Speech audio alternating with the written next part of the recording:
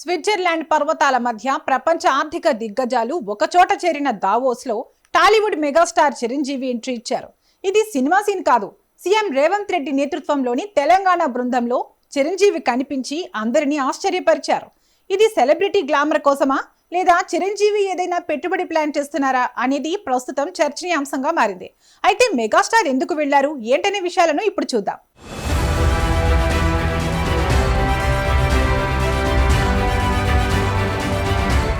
Davos సమావేశాలు ప్రపంచ ఆర్థిక వేదికగా ప్రసిద్ధి చెందాయి.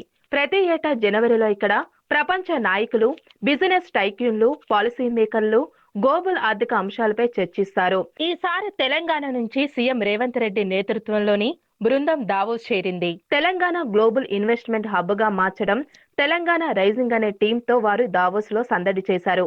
కానీ ఈ బిజినెస్ టాక్ మధ్యలో చిరంజీవి ఎంట్రీ ఇచ్చారు. అది కూడా సీఎంతో కలిసి ఒక ప్రత్యేకంగా పాల్గొన్నారు. ఇది సినీ ఇండస్ట్రీ నుంచి ఆర్థిక అభివృద్ధి మద్దతుకు సూచనగా కనిపిస్తుంది. చిరంజీవి గతంలో రాజకీయాల్లో ఉన్నారు.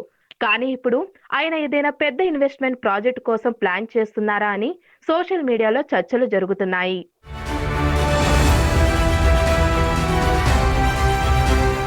సీఎం రేవంత్ రెడ్డి ప్రతిపాదనలు రాష్ట్రానికి కీలకమైనవి.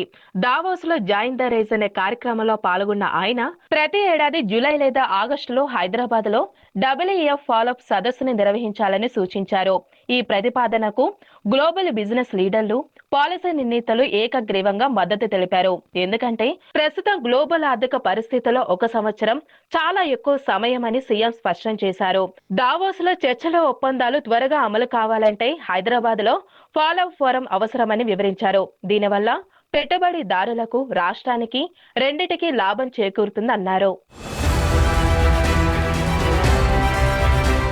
ఇటీవల హైదరాబాద్ లో జరిగిన తెలంగాణ రైజింగ్ గ్లోబల్ సమ్మిట్ ను సీఎం గుర్తు చేశారు. ఆ సమ్మిట్ ద్వారా 5.75 లక్షల కోట్లకు పైగా పెట్టుబడులు ఆకర్షించామన్నారు. ఈసారి తెలంగాణ రైజింగ్ విజన్ ను ప్రజా ప్రభుత్వం అమలు చేస్తున్న ప్రగతి పాలసీలను ప్రపంచానికి చూపించడానికి వచ్చామన్నారు. ఇది తెలంగాణను కేవలం ఇన్వెస్ట్మెంట్ డెస్టినేషన్ గా కాకుండా విజన్ డ్రివెన్ స్టేట్ గా ప్రమోట్ చేసే ప్రయత్నం అని చెప్పారు. హైదరాబాద్ ను గ్లోబల్ క్యాపబిలిటీ సెంటర్లను హబ్ గా మార్చడం గురించి సీఎం మాట్లాడారు. Hi-tech, fintech, life sciences, AI రంగాల్లో తెలంగాణ వేగంగా ముందుకు సాగుతుందని చెప్పారు. మూసీ నది పునర్జీవనం, రివర్ ఫ్రంట్ వంటి అభివృద్ధి ద్వారా నైట్ టైం ఎకనామిక్ ని ప్రోత్సహిస్తున్నామన్నారు. దేశంలోనే 24 గంటలు పనిచేసే తొలి నగరంగా హైదరాబాద్ ను తీర్చిదిద్దుతామని స్పష్టం చేశారు. భవిష్యత్తుకు అవసరాలకు అనుగుణంగా 30,000 ఎకరాల్లో భారత్ ఫ్యూచర్ సిటీని నిర్వహిస్తున్నామని వెల్లడించారు. ఇందులో 50% కంటే ఎక్కువ గ్రీన్ కవర్ ఉండేలాగా ప్లాన్ చేశామని చెప్పారు. పర్యావరణ హిత అభివృద్ధితో పాటు పరిశ్రమల విస్తీర్ణమే లక్ష్యమని తెలిపారు. ఈ కార్యక్రమంలో తెలంగాణ రైజింగ్ 2047 విజన్ డాక్యుమెంట్ ను ప్రపంచ వేదికపై ప్రదర్శించారు.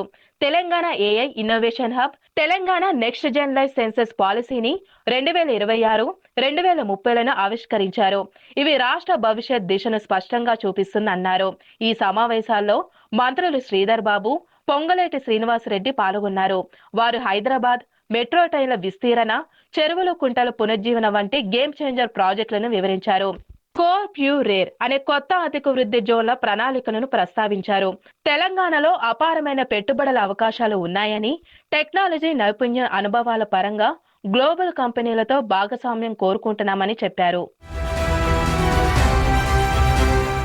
ఇక చిరంజీవి విషయానికి వస్తే ఆయన ఈ కార్యక్రమానికి ప్రత్యేక ఆకర్షణగా నిలిచారు.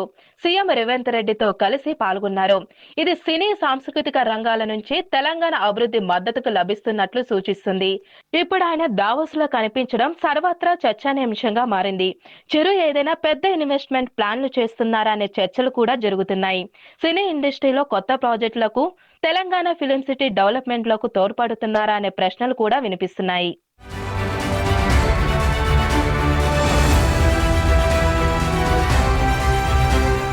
మొత్తంగా ఈ దావోస్ పర్యటన ద్వారా తెలంగాణకు మరిన్ని పెట్టుబడులు రానున్నాయి. చిరంజీవి ఎంట్రీ మరింత ఆసక్తి కలిగిస్తోంది. భవిష్యత్తులో హైదరాబాద్లో WEF సదస్సు జరిగితే మరిన్ని పెట్టుబడులు వచ్చే అవకాశం ఉంది.